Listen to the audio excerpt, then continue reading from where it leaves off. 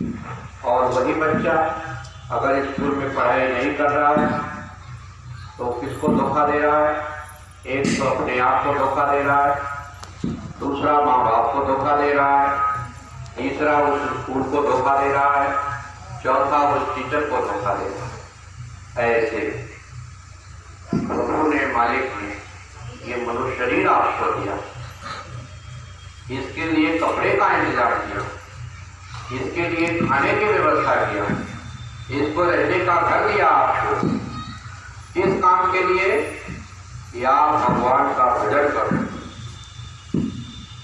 केवल और केवल एक काम के लिए कि आप भगवान का भजन करके आप प्रभु को प्राप्त करोगे, और कोई काम नहीं है इस शरीर का।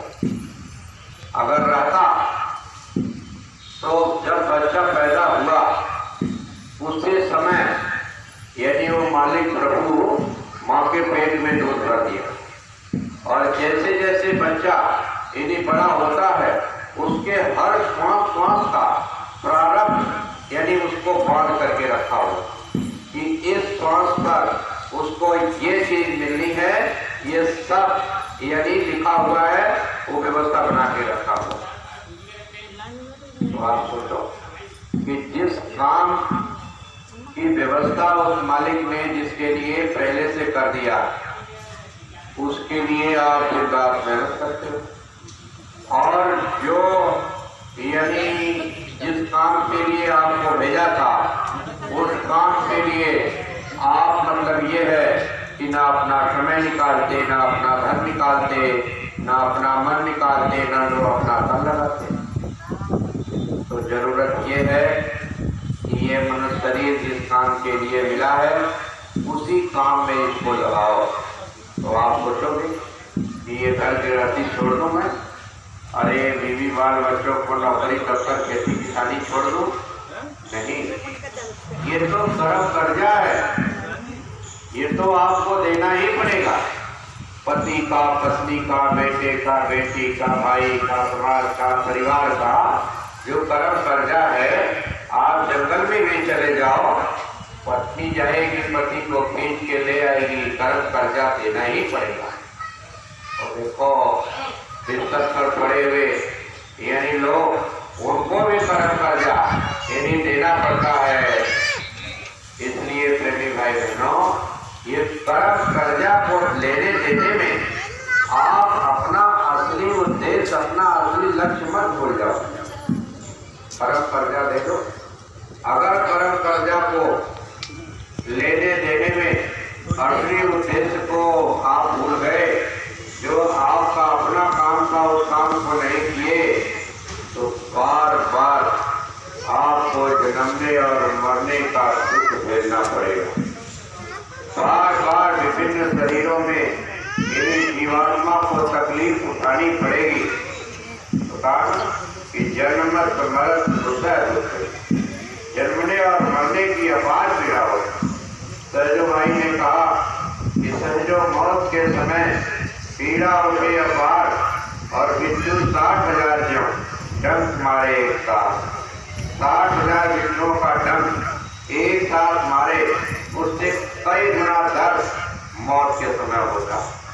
ऐसे ही जन्मने के समय यानी जब बच्चा जोर जोर से चिल्लाता है, वो क्यों चिल्लाता है? बच्चा जब पैदा होता है ये संसार की हवा, संसार की गर्मी, संसार की आवाज सुई की तरह उसको चुभती। तो ये तो मनुष्य शरीर की बात है। और अगर उधर करा दिया जाए, गाय बैल भैंस बकरा मुर्गा मुर्गी, सांप बिच्छू गोजर चीता भालू शेर में अगर ये जीवात्मा डाल दी गई, तो आप समझो वहाँ कितना कष्ट। न वहाँ तो खाने का इंतजाम, न पानी का इंतजाम, न रहने का कोई ठिकाना। यहाँ तो मान लो नहीं मिला तो किसी से मांग के खा लोगे, लेकिन वहाँ अगर डाल दिया जाए, यहाँ तो दवा नहीं मिली तो सरकार ने सरकारी अस्पताल खोल रखा, वहाँ चले जाओगे। कोई किसी का सहारा नहीं, तो मतलब ये है कि तमाम तरह के अनाथ आश्रम बने हुए, वहाँ चले जाओगे, वृद्धाश्रम में चले जाओगे। लेकिन उधर जीवात्मा में डाल दी जाए गाय बैल भैंस बकरी में, वहाँ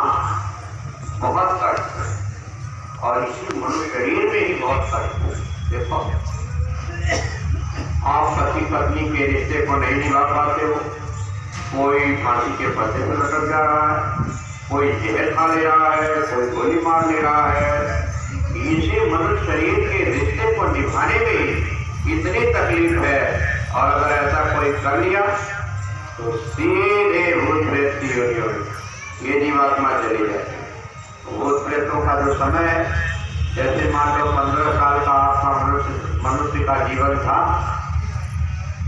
और भूत प्रेत की योनि में आपकी जीवात्मा चली गई, तो वहाँ वही 15 साल, यानी आप समझो कि जैसे यहाँ का एक दिन 24 घंटा और वही उनका जो एक दिन एक वर्ष के समान हो सकता है, बहुत लंबा समय। ऐसे ही देवी देवताओं का जो पुण्य है वह भी बहुत समय में खत्म होता है, बहुत लंबे समय तक, यानी उस पुण्य कर्म का फल भोगना पड़ता है, उनका समय खत्म ही नहीं होता। तभी तो प्रार्थना करते हैं कि ये मनुष्य शरीर प्रभु हमको जल्दी से दे दो, तभी वो मांगते हैं, क्योंकि पुण्य कर्म का फल भोगते भोगते वो इतना थक जाते हैं कि वो चाहते हैं कि जल्दी मनुष्य शरीर मिल जाए।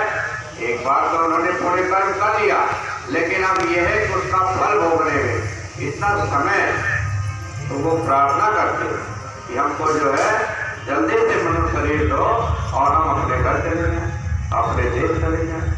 लेकिन देखो, आज भी आप सत्संगी हो या कोई सत्संगी नहीं, वो सब लोग जब आपके घर में कोई शरीर छोड़ देता है तो आप कहते हो स्वर्ग में, यानी स्वर्गवास हो गया। अब आप सोचो कि स्वर्गवास होना ही इस जीवात्मा का लक्ष्य नहीं है। वैसे तो स्वर्ग में कोई इतना जल्दी जाता नहीं, अगर चला गया, यानी जीवात्मा चली भी गई, तो आप ये समझो कि फिर इसी मृत्युलोक में आना है, छुटकारा नहीं होगा। छुटकारा तो तभी होगा जब ये जीवात्मा इसी मृत्युलोक में इस मनुष्य शरीर में बैठ करके भगवान का भजन करके उस मालिक को, यानी जीते जी जब प्राप्त कर लेगी, तभी है छुटकारा मिलेगा। देखो, जब जब मनुष्य शरीर मिला तब आपके ऊपर अच्छे और बुरे कर्म लगे, और आत्मा हो गया जीवात्मा के ऊपर। अब कर्म ऐसी जगह जमा जहाँ पर ना पानी जा सकता है, ना आग जा सकती है, ना हवा जा सकती है। आप ये समझिए कि ऐसी जगह जमा है कि उसको कोई साफ कर ही नहीं सकता। लेकिन जब महात्मा मिलते हैं, जब सद्गुरु मिलते हैं, तो क्या करते हैं? सबसे पहले आपके मुनि कर्मों को जलाते हैं। कौन सा कर्म? जो महात्मा जिसको संचित कर्म करते हैं, कट्टा वाला कर्म, उसी को पहले जलाते हैं। नामदान जब देते हैं तो उन्हीं कर्मों को पहले जलाते हैं। अगर न जलाएं तो आपके अंदर उस मालिक के प्रति जाने की इच्छा होती ही नहीं, इच्छा होती ही नहीं। देखो, कर्म जब लग जाते हैं तभी तो आप सत्संग में नहीं आते हो। सेवा के लिए लोग जाते हैं तो मना कर देते हो, कहीं जाना होता है तो मना कर देते हो। क्यों? क्योंकि वो कर्म आ जाते हैं। ऐसे ही जब आपको यदि सद्गुरु मिलते हैं तो आपके उन संचित कर्मों को जला देते हैं, राख देते हैं। और फिर दूसरा कौन सा होता है? प्रारब्ध कर्म, जिसका आप भोग हो रहे हो इस समय, उसका क्या करते हैं? उस कर्म के यदि रुपए में, 1 रुपए में, यदि आप समझो कि 12 आना, तो आप जो कि वो कर्म अपने ऊपर ले लेते हैं और 4 आना का भोग केवल भोगना पड़ता है। यदि 100% में 75% यदि अपने ऊपर ले लेते हैं और 25% आपको देते हैं भोगने के लिए। और फिर जो तीसरा कर्म क्रियामान कर्म है, जो रोज बन रहा है, वो कर्म क्या है? उन कर्म कर्मों का जो भुगतान है वो रोज आपसे जब सेवा करवाते हैं, जब चिंतन करवाते हैं, ध्यान करवाते हैं, भजन करवाते हैं, आदेश का जब पालन करवाते हैं, तो रोज रोज के कर्मों को इनसे खत्म करवा देते हैं।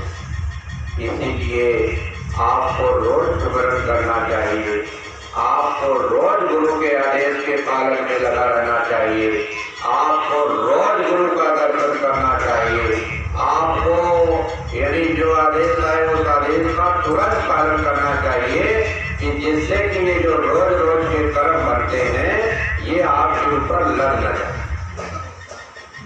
अब ये सब कर्म साफ, जब जीवात्मा इन सब कर्मों से यदि अलग हो जाती है तब ये अपने मालिक प्रभु के पास जा सकते हैं। तो प्रेमी भाई बहनों, आप हम लोग बड़े सौभाग्य करें कि ऐसे वक्त के सदगुरु आपके सामने विराजमान, जो आपके रोज रोज के कर्मों को, हर श्वास श्वास के कर्मों को जलाने के लिए तैयार बैठे हुए। देखो पुराने लोग बैठे हो, आज मान लो गुरु महाराज के गए हुए, आप लोग के 12-14 साल हो गए, अगर मान लो आपको ये वक्त के सदगुरु नहीं मिलते तो 12-14 सालों में कितने कर्म आपके ऊपर लग जाते, आप कल्पना कर सकते हो। कर्मों का पुकार जमा हो जाता है। इसलिए ऐसे सदगुरु जो आपको मिल गए उनका लाख लाख शुक्राना करो, उनके लाख लाख उनसे वंदना करो कि आपने हमारे यदि कर्मों को माफ किया, हमारे कर्मों को जलाया, जिससे आज भी हम गुरु महाराज के आदेश से चल रहे। प्रेमी भाई बहनों, रोज कर्म करते हैं, देखने से, सुनने से, मिलने से, जुलने से, यदि रोज कर्म करते हैं तो आप सोचते हो ऐसे कैसे कर्म कर जाते हैं। एक शास्त्री थे, जंगल में बैठे हुए थे, तो एक कसाई एक गाय का पीछा कर रहा था। तो गाय जो है साधु जी के सामने से गुजरी और कसाई के नजरों से थोड़ा सा ओझल हो गई। कसाई साधु जी के पास पहुंचा और बोला, अरे मेरी गाय किधर गई? अरे बोले साधु जी पूजा कर रहे थे, ऐसे ही गाय बोले इधर ऐसे। तो देख रहे हैं तो गाय जो है एक नाली का छलांग लगा रही और तब तक कसाई जो है पीछे से धागा रखिया से मार दिया। गाय पिछला हिस्सा पड़ गया, गाय मर गई। अब आप जो कि उसकी सजा कैसे तीनों को मिल रही है, वही गाय किसी नशे की राजा रानी बनती बनी और वही कसाई राजा बनता और वही साधु जी उसके पंडित जी बनते। और एक दिन क्या हुआ कि रानी ने देखा राजा सोया हुआ है, तलवार उठाया, सोचा देखे कैसी है तलवार, संभली ही राजा के गर्दन पे गिरी, गर्दन पड़ गई। सुबह उठा, राजा का मर्डर हो गया। तो बोला कौन आया? तो पता लगा सुबह सुबह यही पंडित जी आते हैं, राजपुरोहित है, यही आते हैं, फूल माला यही सब देने आते हैं। तो बुलाओ उसको। तो ये वक्त बड़ा रात निकलो, फांसी के फंदे पर लटका दिया, फांसी की सजा हो गई। आप समझो केवल इशारे मारे तो आप तो सोचते हो कि हम तो घर में रहते हैं, गुरु महाराज को याद करते हैं, केवल ध्यान भजन करते हैं, लेकिन कर्म करते हैं ऐसे मिल जाते हैं।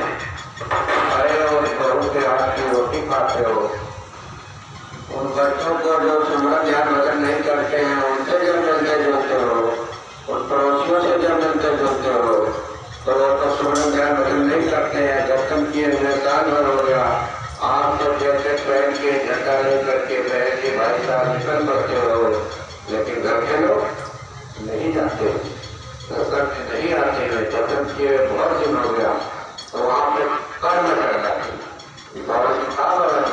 इस सत्संगियों के ऊपर रोज कर्म करते हैं। आज जो लोग रोज सुमरन ध्यान भजन करते हैं, जो बराबर दर्शन में लगे रहते हैं, जो बराबर सेवा में लगे रहते हैं, ऐसे लोग जब पूर्ण प्रेमियों से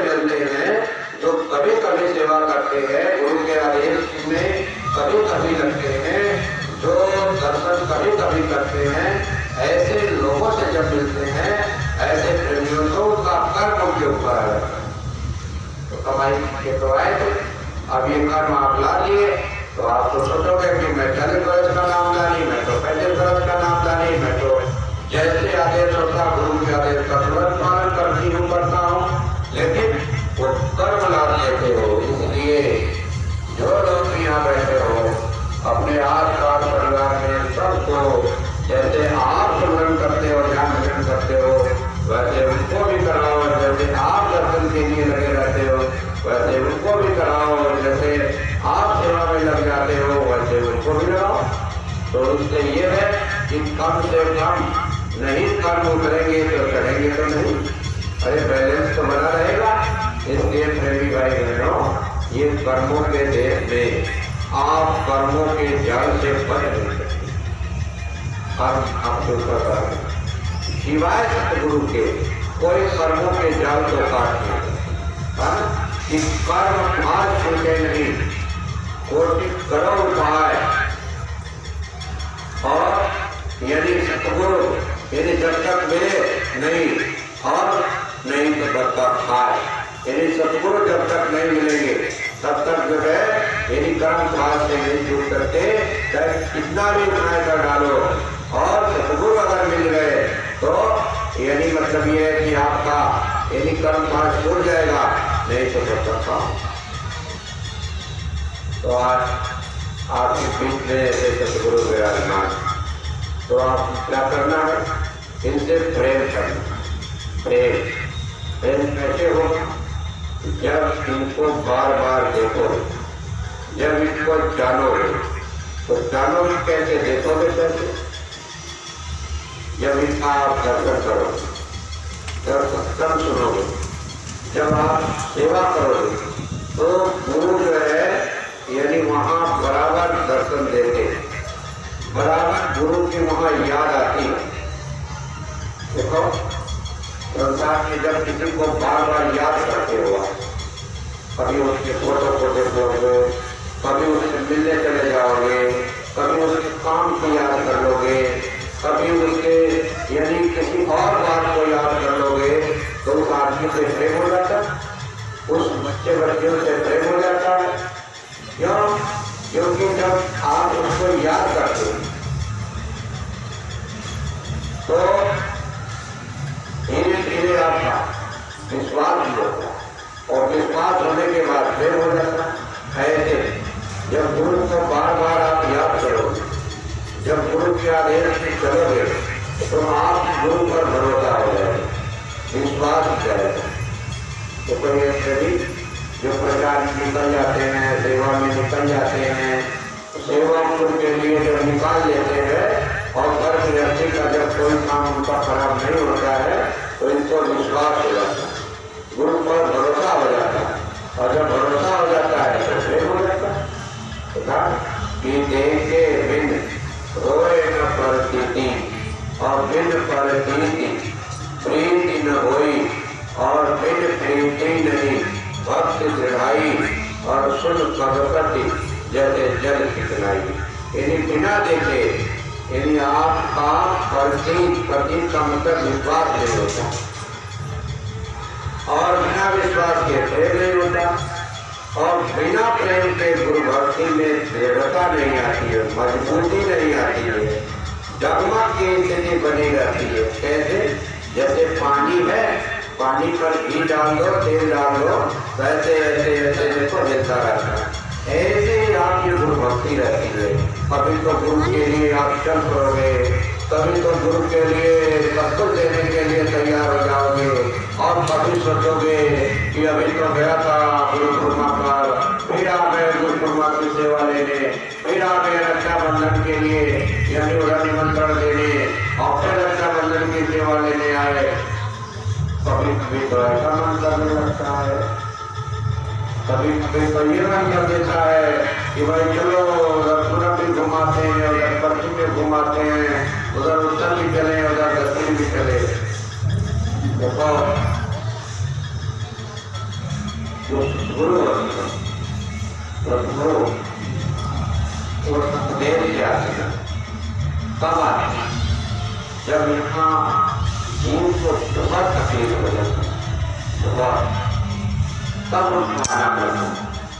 तो देखो, सतगुरु की आने से पहले इस धरती का समय समय पर शक्तियाँ हैं, कभी देवी देवताओं के रूप में, ब्रह्मा विष्णु महेश के रूप में, काली दुर्गा भवानी के रूप में, ईश्वर की शक्तियाँ राम के रूप में, कृष्ण के रूप में, आत्मनो महादेव और प्रभुत्व के रूप में, ये जो शक्तियाँ आई, ये आपकी उस समय जो तकलीफ, इन तकलीफ को दूर करने के लिए आई है।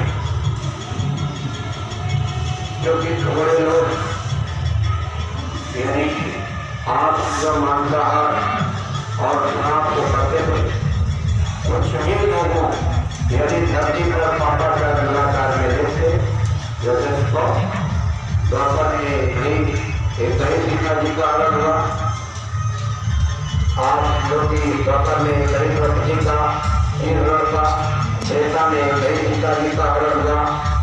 आप इनमें देखो, चार तरफ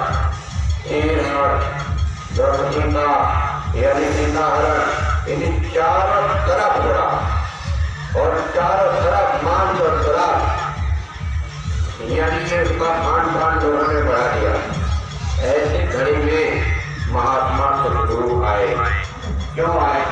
क्योंकि अगर ये ना आते, ये पाप कर्मों की सजा देने के लिए ये जो शक्तियाँ आ जाती, तो ये सब मानव ही खत्म हो जाता। इसीलिए इनको आना था, क्योंकि ये सतगुरु जो होते हैं, ये आपके हमारे बुरे कर्मों को, इन्हीं उस कर्मों को जलाते, अपने योग रूपी अग्नि से उसको खत्म करते हैं, अच्छे और बुरे दोनों को समझा करके यदि जीव को पार ले जाते हैं। यही अंतर है। यानी आप समझो, सतगुरु रूप में, सतगुरु के रूप में जो मनुष्य शरीर में ये विराजमान है आपके सामने, ये जो है आपको देवी देवताओं से शक्ति प्रदान कर सकते हैं, ईश्वर की भी शक्ति प्रदान कर सकते हैं, ईश्वर के ऊपर ब्रह्मपाल ब्रह्म की शक्ति प्रदान कर सकते हैं। तो आपको क्या करना चाहिए? इनसे ही प्रेम करना चाहिए। इनके अलावा अगर आप प्रेम करोगे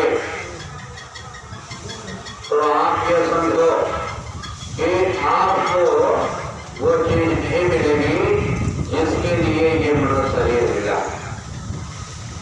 चलो ठीक है, कोई देवी देवता खुश हो गए, आप खुश हो गए, तो सरकार की कुछ चीज दे सकते हैं। यह तो उनके बारे में भी कहा गया कि यदि प्रारब्ध जो आपके भाग्य में है उसको ये नहीं बदल सकते, लेकिन आपको कभी कभी लगता है कि बदल लेते हैं। कैसे? देखो, जैसे मान लो इसी शहर में हनुमान जी का मंदिर है और कोई पूजा करने जा रहा है, उसकी जो है मनोकामना पूरी नहीं हुई, थोड़े दिन बाद शहर से बाहर हनुमान मंदिर पे चला गया, वहां भी नहीं पूजा हुई, थोड़े दिन बाद और चला गया दूर, वहां उसकी मनोकामना पूरी हो गई। क्यों? क्योंकि उस समय तक, जाने के समय तक उसके प्रारंभ में वो चीज मिले थे और वहां मिल गई, तो वो तो मान्यता दे दिया कि वहां हम गए तो मिल गई, लेकिन वास्तव में उसके भाग्य में प्रारंभ में वो चीज उस समय मिलनी थी तो वहां मिल गई। क्योंकि काल के विधि के लेख को स्वयं विधाता भी नहीं बदल सकते, लेकिन जो महात्मा वो विधि के लेख को ये नहीं बदल सकते, विधि के लेख में वेद मार सकते हैं, इनके पास एक शक्ति, ये ताकत और पावर। वो गृहस्थानी बच्चे नहीं थे उसके पास, नारद भगवान जा रहे थे, बोले अरे मेरे बच्चे आ जाए, अरे तुम्हारे साथ जन्म तक कोई बच्चे नहीं। एक दिन महात्मा जी यानी गृहस्थ के घर के सामने से गुजर रहे और बोलते हुए, जो 1 गिलास पानी पिलाएगा उसको 1 बच्चा, जो 2 गिलास पानी पिलाएगा उसको 2 बच्चा, जो 3 गिलास पानी पिलाएगा उसको। 3 बच्चा ऐसे बोलते जा रहे थे, गिलास पिला लिया, बैठा लिया और पानी पिलाया और थोड़े दिनों बाद उनके घर में 5-6 बच्चे आ गए। तो पूछते हुए जैसे बच्चे, अरे बोले बच्चे कहाँ से? अरे वो महात्मा जी आए थे उसकी दया हो गई। अच्छा, गए नया जो करके विष्णु भगवान से पूछे कि ऐसे कैसे कर दिया आपने? यानी मतलब ये है कि जिसके प्रारब्ध में नहीं, भाग्य में नहीं, उसको आपने बच्चा दे दिया। तो विष्णु भगवान ने कहा इसका उत्तर तुमको मिले। तो एक दिन क्या हुआ कि विष्णु भगवान जो है धर्म से इन्हीं खिलाने लगे, पहले नारद जाओ विष्णुलोक में और लेवा विष्णुलोक में जाकर के यदि किसी का कलेजा, जिंदा कलेजा ले आओ। वो आए, जब विष्णुलोक में आए सबसे पूछने लगे, अरे भाई हमारे प्रभु तो दर्द है, तकलीफ है, जिंदा कलेजा कोई देगा? कोई लेने के लिए तैयार नहीं। तब देख लो महात्मा जी घूम रहे थे, बोले अरे आप दोगे? बोले हाँ देंगे। चले गए, विष्णु भगवान के सामने खड़े हो गए। तब विष्णु भगवान ने कहा, तेरे नाटक कलेजा तुम्हारे पास ही था, तुम ही अपना कलेजा दे सकते थे। जब तुम कलेजा नहीं दे सकते और ये देने के लिए तैयार हैं, तो इनकी बात नहीं सुनूंगा तो तुम्हारी बात सुनूंगा। कहने का मतलब ये है कि आत्मा तो तुम्हारे सर्व समर्थ है। आपके को दुनिया में भी कोई ऐसी चीज जरूरत पड़ेगी जिससे गुरु के ऊपर उंगली उठनी होगी, वह भी ये पूरा कर देते हैं। ये आपकी घर गृहस्थी में भी किसी तरह से यानी तकलीफ में आपको नहीं रहने देते हैं, ये बात समझ लो। लेकिन आपका भी भाव होना चाहिए, आपका भी गुरु पर समर्पण होना चाहिए। गुरु पर यदि आपका पूरी तरह से भरोसा, विश्वास कि गुरु हमारे हैं, हम गुरु के।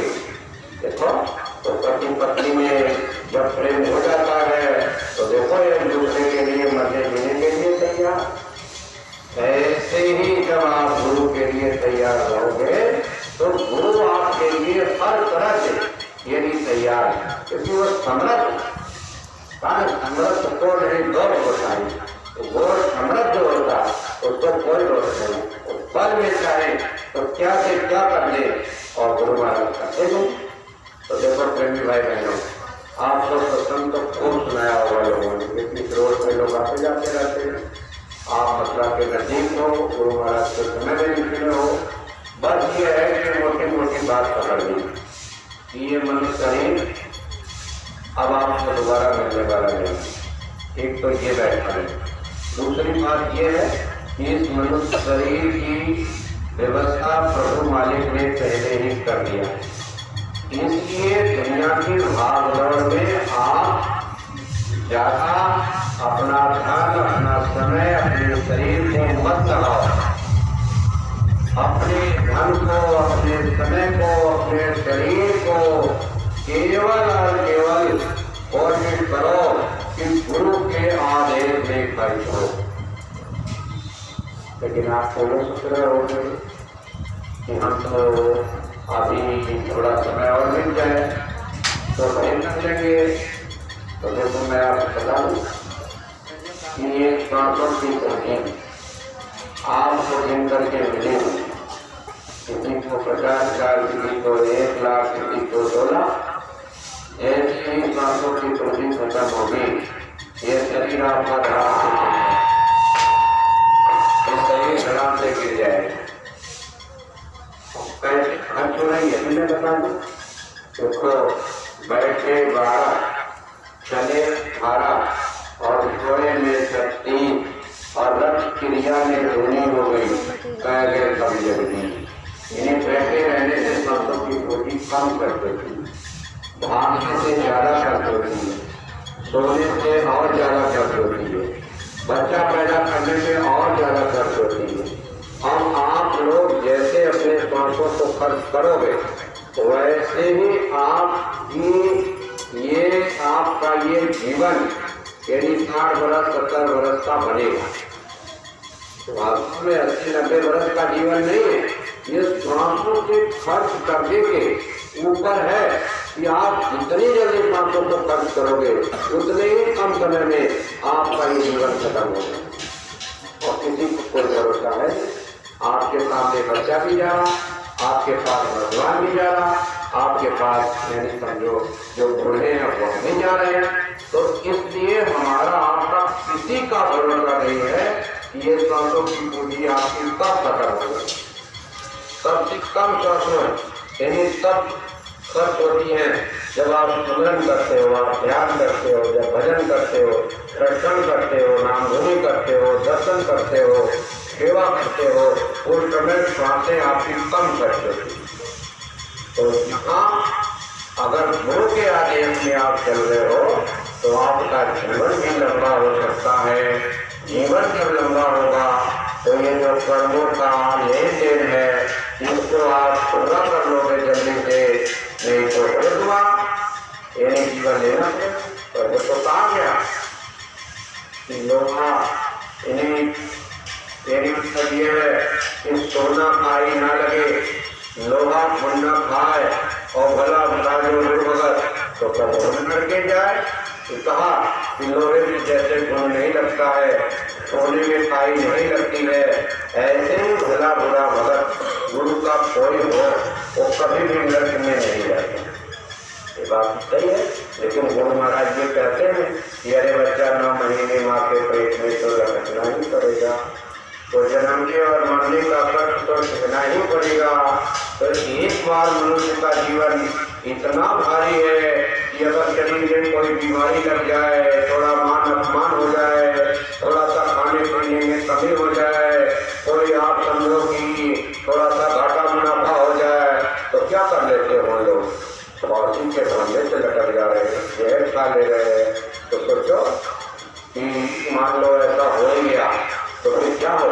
इसलिए अगले जीवन की तो इच्छा ही मत रखो, इसी जीवन में गुरु महाराज से प्रार्थना करो कि अब गुरु महाराज इस दुख के संसार में हमको मत भेजना, इसी जन्म में हमको पार कर दो। संसार होने के लिए आप बैठे हो क्यों? क्योंकि सबको गुरु महाराज है और उसके तुरंत बाद आपको वक्त के सदगुरु करेंगे।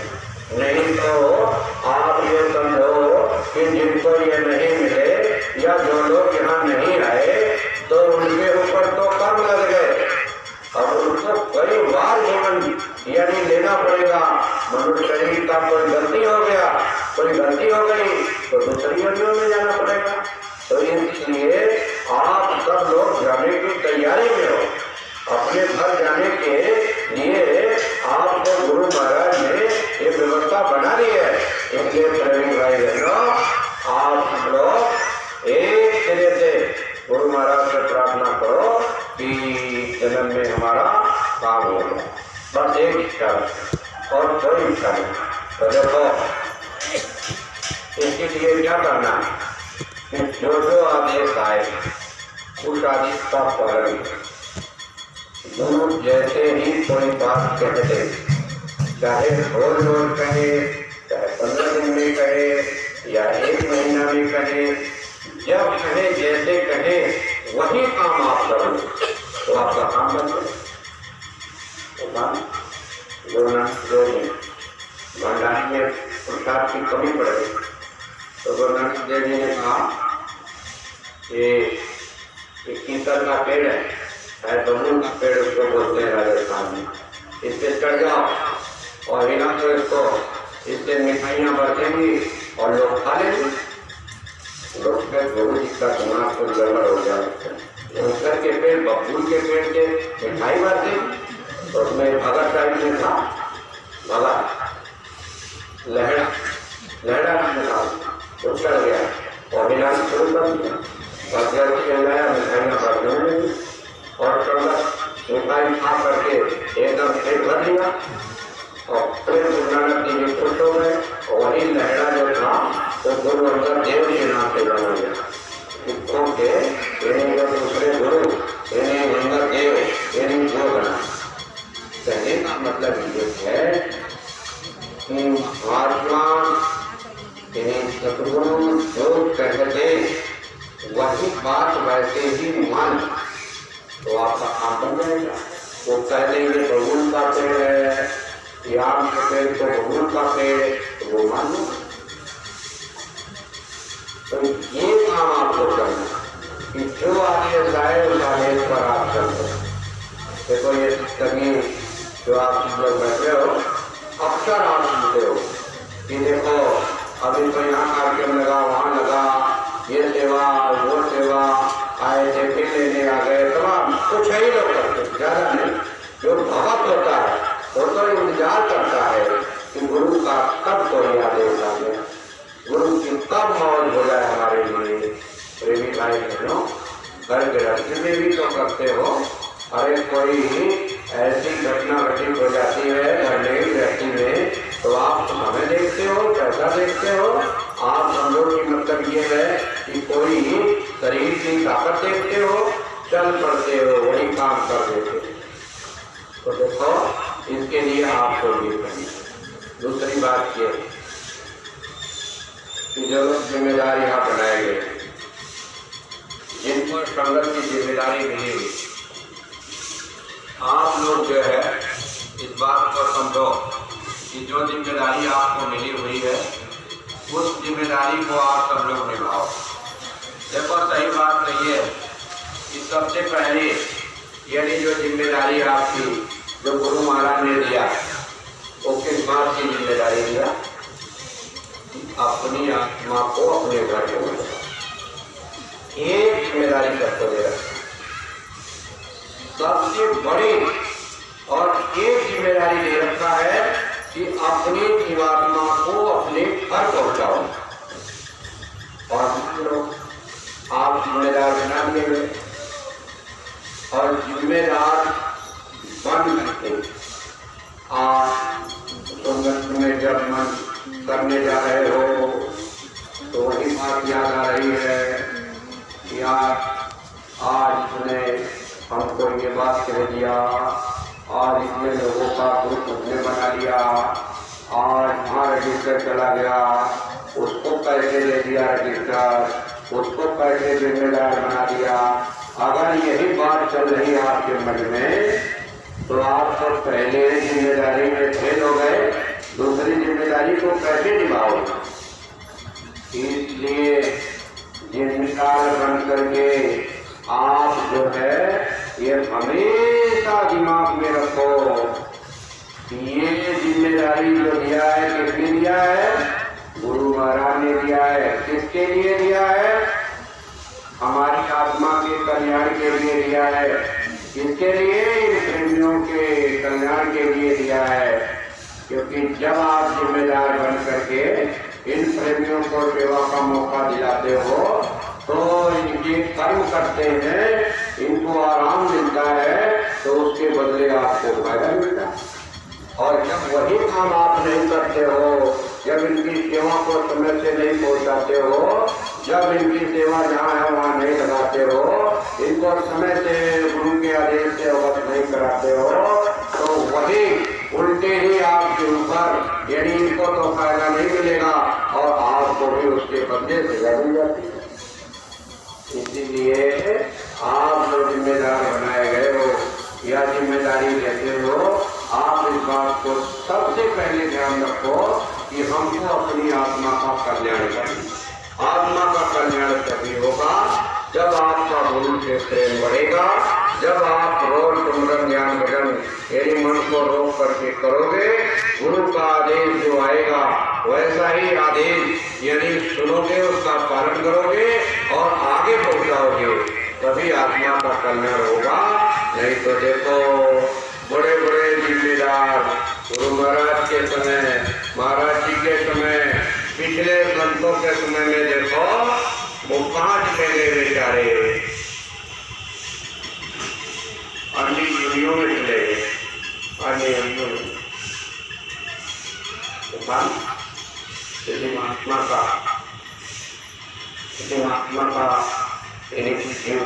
उनका पाठी था तो प्रसाद बांट रहा था, तो कोई आदमी जा रहा था ऐसे, तो उसको प्रसाद की जरूरत थी।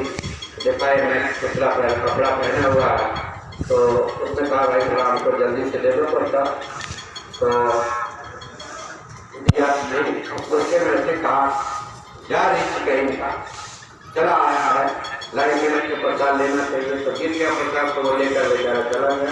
लेकिन कहा कि कोई रिच है तो नहीं तो हो सकता है, और आप उसको जो पार्टी को फॉलो करना पड़ा, रिच के योनि में जाना पड़ा। कहने का मतलब ये है कि आप जिम्मेदार हो, इसका मतलब ये नहीं हो कि आप जो है यानी कर्मों को माफ करने वाले बन गए, आप हमारे प्रेमियों के यानी सब कुछ यानी ऊपर आप कोई यानी अधिकारी बन गए। आप अपने को एक छोटा सा सेवादार करो। गुरु महाराज कहते थे कि मैं सेवादार हूँ। सेवादार जो सेवक होता है उसका सेवक का काम जो होता है, जो बिछड़ा हुआ है उसको रास्ता दिखा दिया जाए, यही काम मैं करता हूँ। तो ऐसे ही जो लोग यहाँ आए हो, आप सब लोग जिम्मेदार इस बात को समझना, और जो लोग जिम्मेदार नहीं हो वो लोग कोई जिम्मेदारी निभाओ, क्योंकि देखो जरूरत बहुत बढ़ चुकी। आपके जो बहने, आपके बच्चे हैं, आपके पति हैं, आपके भाई हैं, उनको आप प्रेरित करो, उनको बताओ कि देखो गुरु महाराज के लिए अपने तन मन धन को लगाओगे तो गुरु महाराज उसके बदले आपके कर्म को साफ करेंगे, आपके ऊपर दया करेंगे।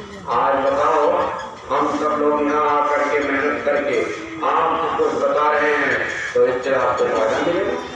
ऐसे ही आपके यानी पति या भाई या चाचा जो भी है, अगर इस गुरु महाराज के बात को यानी चारों तरफ फैलाएंगे, बताएंगे, या आपके इसी जिले में यानी जो प्रेमी हमारे जो सुमरन ध्यान भजन नहीं कर रहे हैं, जो सत्संग में नहीं आ रहे हैं, उनको जब बताएंगे तो उनको जब अंदर में कुछ फायदा होने लगेगा, लाभ मिलने लगेगा, तो उनको भी उसका फायदा मिलेगा। तो देखो ये गुरु महाराज की दया से लगभग 5 देशों में जाने का मौका मिला गुरु महाराज के पास। उधर मास्टर श्रीलंका, मलेशिया, और उधर आपका नेपाल और थाईलैंड, इस तरह से सिंगापुर 5 देशों में भेजा बाबा ने गुरु महाराज के काम को, और भारत के लगभग हर प्रदेशों में यानी थोड़ा बहुत यानी अभी देखो पिछले दिनों ही पंजाब, हिमाचल, हरियाणा, आपका उधर झारखंड, छत्तीसगढ़, इधर आपका कई प्रदेशों में, पश्चिमी उत्तर प्रदेश यानी लगातार भेजा। तो यही काम करूँ करता हूँ मैं भी सरकारी नौकरी, लेकिन ये है कि समय निकाल करके चाहता हूँ और गुरु महाराज के काम को कर रहा हूँ। लेकिन जगह जगह यही दिखा गया कि जो असली काम है वही लोग कर रहे, तो करने नहीं आता, ध्यान करने नहीं आता, भजन नहीं आता, आप समझो नाम रूप प्रधान आवाज नहीं आया, और पूछो तो मैं 30 साल की सत्संगी हूँ, मैं तो जैकेट पहन के रोज जगह लेकर प्रचार करती हूँ या करता हूँ। ऐसे बोलेंगे लगेगा कि ऊपर रोज आते जाते, ये समझो ऐसे बोलेगा, पहुंचा गया तो नाम ही में आ गया, गलत नाम बोल रहे हैं, भजन को ध्यान कर रहे हैं, ध्यान को भजन कर रहे हैं, तो कैसे काम होगा आप भाई बहनों, आप लोग भी आज यही सुधार कर रहे हो कि हमसे कोई गलती हो रही है तो उसको आज यही सुधार करके जाओ कि कम से कम सबको नाम रूप प्रधान आवाज तो याद हो जाए, और ध्यान करते करते, भजन करते करते करते ही ये तो याद हो जाए। लेकिन इसके आपने चर्चा नहीं किया। जो जिम्मेदार हैं ज्यादातर, चलो भाई सेवा लाओ, और देखो उनकी सेवा वहाँ न चली जाए, देखो उनके पास घर न चली जाए, रजिस्टर वहाँ न चला जाए, यही काम में लगता है जिम्मेदार। और उनका अगर एक से समझ जाते कि भाई चलो ये बहन जी का सुमरन सही करा दे, ध्यान करा दे, भजन सही करा दे, तो आपको जाना ही नहीं पड़ता, बहन जी को पहुँचा देती बात। तो इस काम को आपको करना समझना है और करना, तो ज्यादा आपको पुस्तक की बात नहीं बताई जाएगी। इतनी बात जरूर है कि देखो ये वक्त के सदगुरु जो लोग गुरु महाराज के नाम जाने, उन्होंने गुरु महाराज के नाम जाने, तो आपके दिमाग से निकाल दें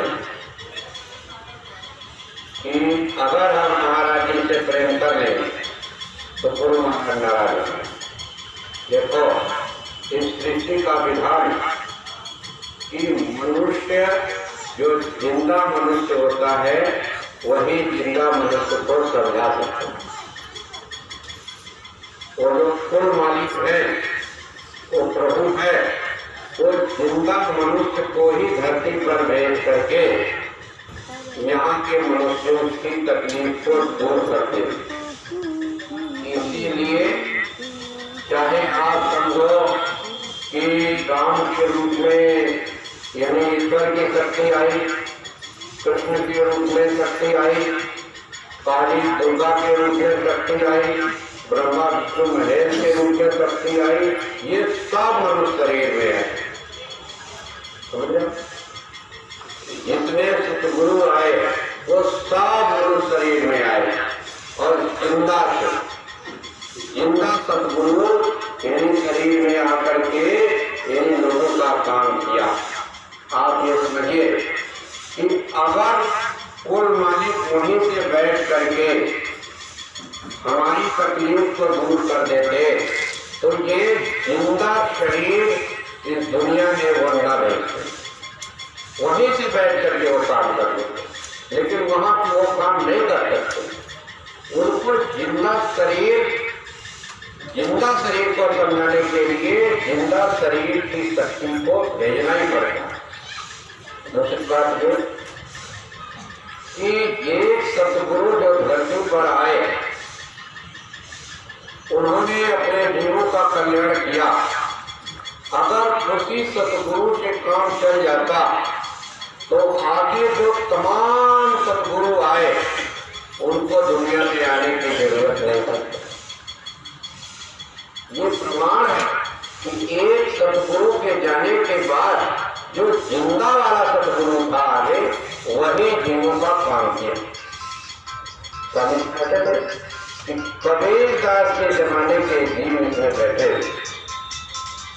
सोचो, तो मेरा कहने का मतलब ये है कि गुरु महाराज के जाने के बाद जो जिंदा सतगुरु इस समय विराजमान है संत तुलसीदास जी महाराज, इनसे आपको प्रेम करना पड़ेगा।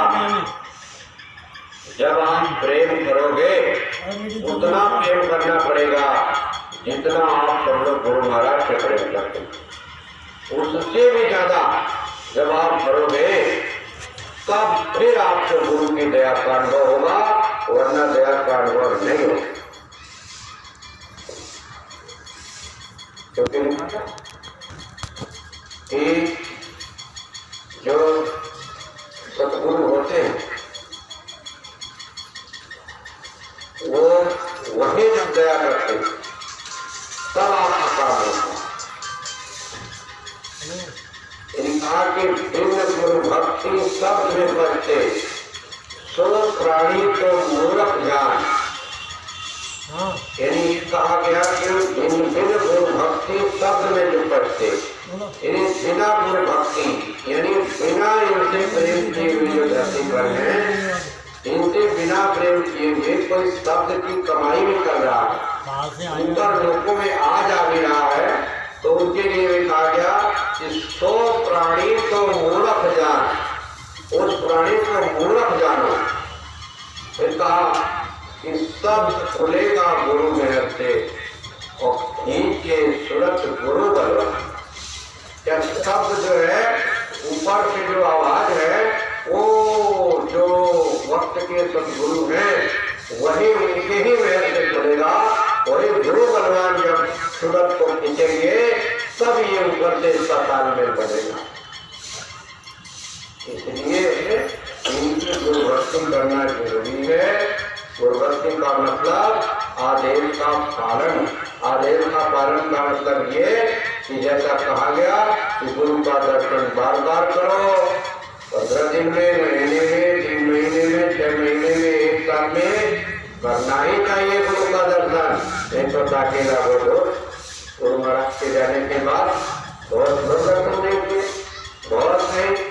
तो अब ये है कि जरूरत है कि बार बार आप लोग दर्शन की इच्छा रखो और इनसे प्रेम करो। जब आप